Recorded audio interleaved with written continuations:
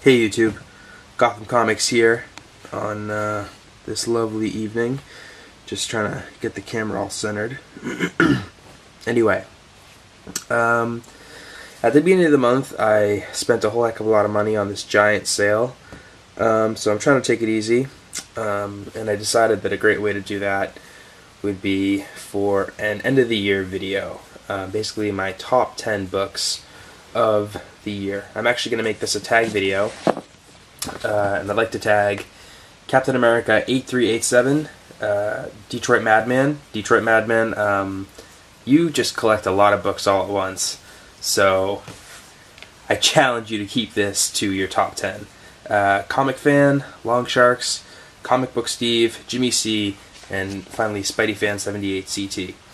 So yeah, I've got my top 10 books of the year. So let me just preface this whole thing by saying that these aren't necessarily like my highest value books or my top keys of the year, but it's kind of a combination of like the value of the book, how I came across it, kind of like my emotion when I got it, because for a lot of these books it was kind of a surprise, like this first one, or just like I had just been hunting them for a really long time. So yeah, so without further ado, I'm gonna get into it. I don't really collect DC books, but number 10 is a DC book. It's Wonder Woman number 70. It's a Golden Age Wonder Woman. It's got the date stamp right over here. I don't know if you can see it.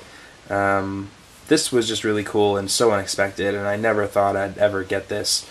I was actually on a road trip with my girlfriend up in New Hampshire near Lake Winnipesaukee, and I went to this used bookstore, and this guy, the owner, I asked him if he had any comic books, and he said, yeah, I've got these 7 boxes, and they weren't long boxes, they were just straight up 7 boxes of comics, and he said, you can either have one for $75 or all 7 for $100.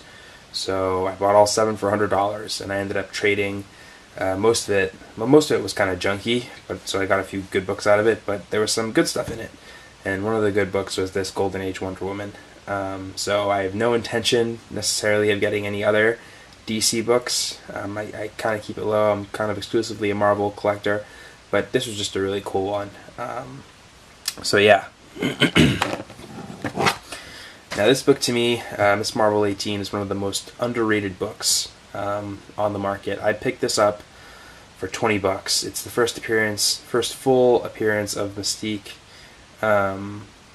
Yeah, I mean, when you consider the kind of character that Mystique is to the X-Men, and you know who portrays her in the movies, the fact that she's been in all the X-Men movies, it's amazing how cheap this book is. You know, you look at a character like Sabretooth, for example, who's, you know, got less screen time than Mystique, and his comic is through the roof. Maybe it's just because Sabretooth is cooler, but I don't know.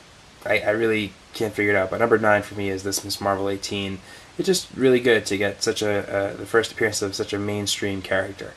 So next, the second I saw this cover, the Strange Tales 107 with the Human Torch versus the Submariner, I knew I had to get it. This is just a beautiful, beautiful, beautiful cover.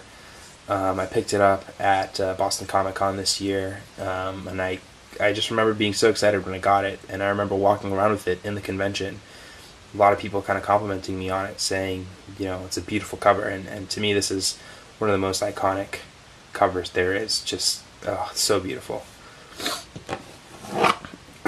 This one is one of my newer books, NYX3, first appearance of X-23, Laura Kinney.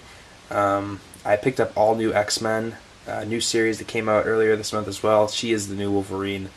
I see a lot of good things coming from this character. I picked this book up for 20% off of $175, so that's a great deal, and it's in almost near mint condition. So I was pretty happy to get this one. Yeah, it would have been nice, obviously, to get it on a newsstand, but hey, you know, what are you gonna do? Battling a cold, so I'm sorry that I sound so congested. Now this book is Amazing Spider-Man number 28.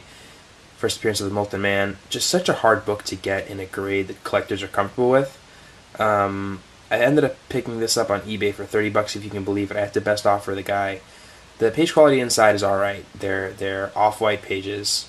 But what I really like about it is that the cover doesn't have much damage. There's no creasing, there are no fingerprints. There's a little bit of chipping at the top, a ding here on the spine, and then just a little kind of nub there on the lower right corner. But other than that, I mean, this is a pretty solid-looking Amazing Spider-Man 28. You know, for a lot of collectors, especially the newer ones, I think they see a lot of the Spider-Mans, and they just are a little turned off by how expensive they are. And then they see this one, it's kind of a cool, unorthodox color, and they want to buy it. Now, obviously, some of these copies can go for well over $100 of the Amazing Spider-Man 28. But you can get a copy that you're happy with for, you know, right around, you know, $50 to $60. I was fortunate, like really fortunate, to pick up the one in the way that I did. But I think this will always be a favorite among Spidey collectors just because of the way this cover is laid out. So yeah. So that's number 5. Alright, number 4 we have Strange Tales 111. Second appearance of Doctor Strange. First appearance of Baron Mordo. You wouldn't know it by looking at the cover. It's a Human Torch versus Asbestos Man, but I found this book by chance in a comic book store near my work that I frequent pretty often, and I was so happy to find this book. It was actually in pretty beat up shape. There was a rip down here, and the cover was completely detached, but I did pick it up for $25. And actually, one of my friends who owns another comic book store, he restored it. And I know technically, you know, that's breaking the rules, but I didn't really care. I mean, I wanted the cover to be attached, so he just put some new staples on it. And as for this, there's still a rip there, but not that you can really tell. It displays pretty well. But I was just so happy to pick it up. I mean, Mordo is he's kind of like the lackey of Dormammu, whose first appearance I did pick up this year. And I was kind of debating whether to put that one in versus this one. But, you know, I just thought, given this is the earlier Strange Tales, that this would be a good one to go for. Alright. Number 4. Yeah. Right? Number 4 is Strange Tales number 114. I'll just do this one really quick. It's the first Silver Age appearance of the character Captain America, not the actual Captain America. It's a pretty nifty story. Basically, the acrobat, who's a villain, he disguises himself as Captain America to trick the Human Torch. But at the end of this comic book, the editors ask the readers whether they want the real Captain America to come back, which of course they do, and Captain America does come back in Avengers number 4. So even though that is technically the first actual Silver Age appearance of Captain America, this is, you know, the first time we see his persona in the Silver Age, and you know, I was very happy with this. It's a very, very clean copy. Number 3 is another book that I got a fantastic deal on. I'm a huge fan of The Amazing Spider-Man, and I was just really happy to pick this up. Amazing Spider-Man 122.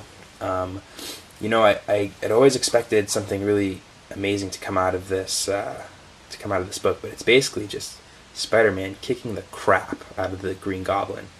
And I would say that,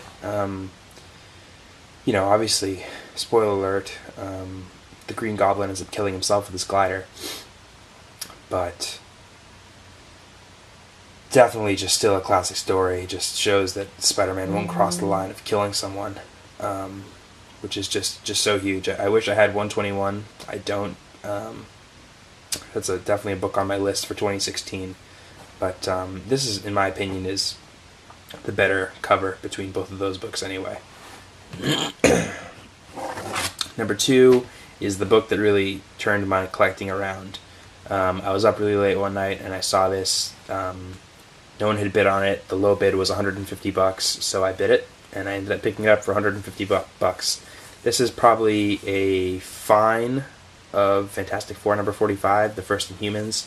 This book has got terrific upside, obviously because of the movie, because of the Marvel Agents of S.H.I.E.L.D. TV show, but it's also a beautiful book. My girlfriend, who sometimes likes to come with me to shop for these, loves the covers that are Silver Age and have like just a really nice balance of color. And this is one of those books. This is a great Kirby cover. So happy to have this. And the reason I say this kind of turned my collecting around was because for over a year I was pretty much exclusively Amazing Spider-Man. And in addition to that, I was really hesitant to kind of pull the trigger on a book for more than $100. And spending $150 on this book, that was my record at the time. I picked this up in August, I believe. No. Maybe July? Might have been July.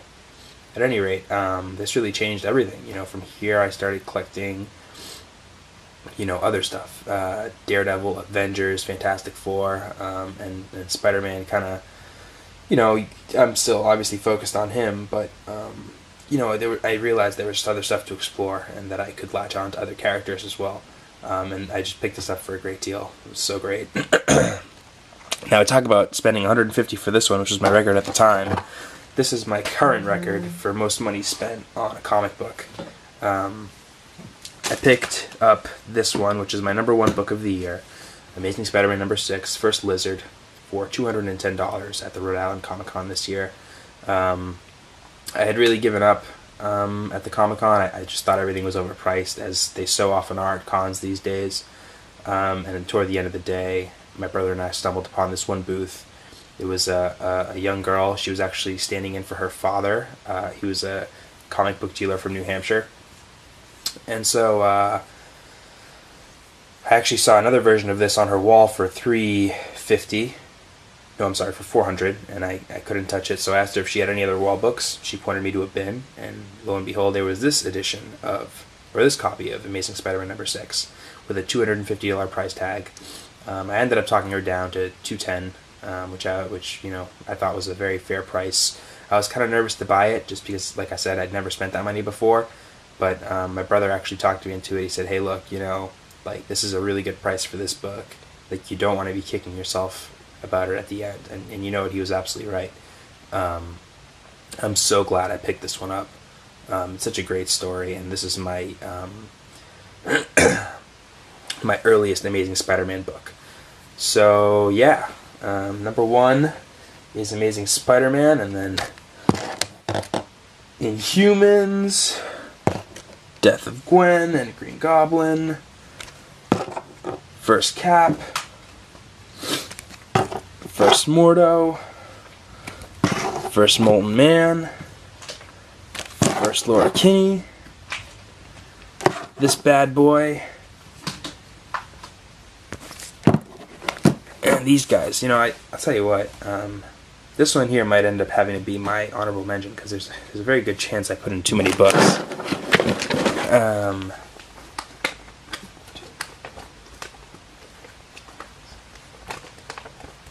Nope, it is actually 10 books, so my apologies. I just can't count.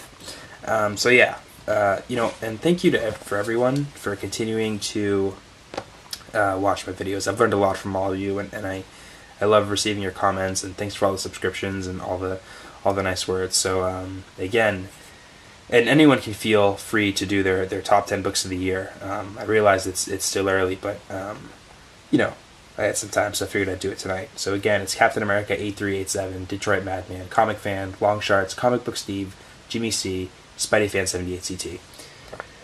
Everyone have a really nice Christmas, and a Happy New Year if you celebrated Hanukkah. I hope you had a happy Hanukkah, or if you're celebrating any other of the holidays this month, please enjoy those, and be safe with your family, and happy hunting.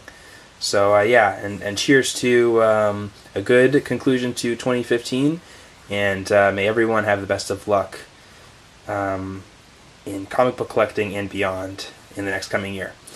See you guys later.